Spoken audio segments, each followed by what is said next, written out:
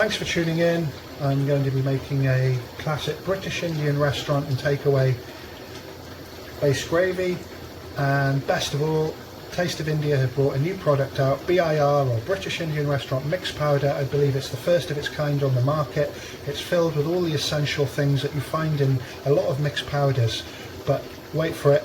It's got Masala Supreme, Taste of India brand in it instead of Madras curry powder, and it's got Taste of India Garam Masala, and the whole range of spices has been freshly roasted and ground, so it makes it unique and extra fresh.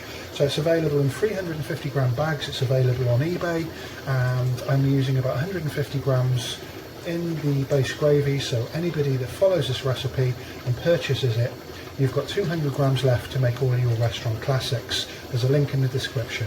So let's get over to the base gravy. So I've just started this base gravy off. I'm sure there are so many different versions, they're all pretty similar. I'd compare base gravy to the undercoat when you're painting a wall. So the actual paint that's going to go over the overcoat is the actual dish you're going to cook. I think that's a good way to put it. So here we have about 4 kilo of white onion finely sliced, with a couple of green chilies in there, a red pepper, a green pepper, some coriander stalk, and we also have about 50 grams of ginger and garlic paste and enough water to cover that, and I'm just going to steam that off for about 45 minutes. And I usually add around 1.5 tablespoons of salt for 1 kilo of onion, so I've added about 5 tablespoons of salt. And a bit of a secret ingredient, I'm using 1 dessert spoon of monosodium glutamate. So this is the monosodium glutamate, sold in the supermarkets for about £1, all-purpose savoury seasoning. So that will keep your customers coming back because it will be so tasty. Here's another really good tip: 2 star anise and 3 2.5-inch pieces of cassia. I won't be blending the gravy with those whole spices in, I'll be taking them out in the end, but cinnamon and star anise are a really amazing combination. And a lot of people use vegetable oil. If you want to pack extra taste, I'm using 400 millilitres of ghee. So that's all been boiling away now for about 45 minutes, and the ingredients have softened.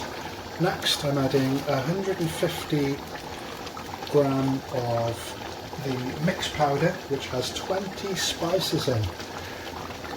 Next I'm going to add 500 gram of passata. And another little tip, I'm using about 2 tablespoons of tomato, excuse the noise, ketchup, instead of tomato puree for that little kick of sugar. So I'm just going to stir in the magic now. Wow, and I can smell that amazing aroma already. It's all got the perfect ratio of spices.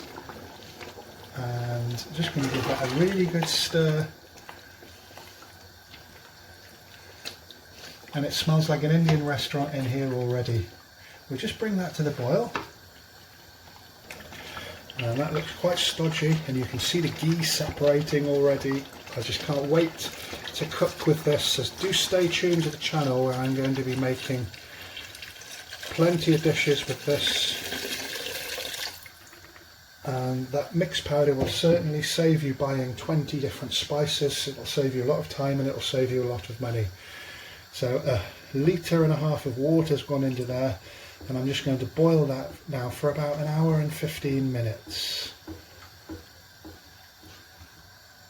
Thanks for staying tuned. This has been boiling now for a further 1 hour 15 minutes. I've just taken it off the heat, and I'm going to just let that rest overnight on the counter until it's totally cooled down. Come back in the morning, blend it with a stick blender. I want it the consistency of condensed milk. If I need to add a little bit of water, that's fine. So the recipe to make the base gravy is in the description of the video, and you can also purchase British Indian Restaurant Mixed Powder by Taste of India in the description also. So do stay tuned. I'm going to be making some really great recipes with this. I can't wait. Thanks for watching.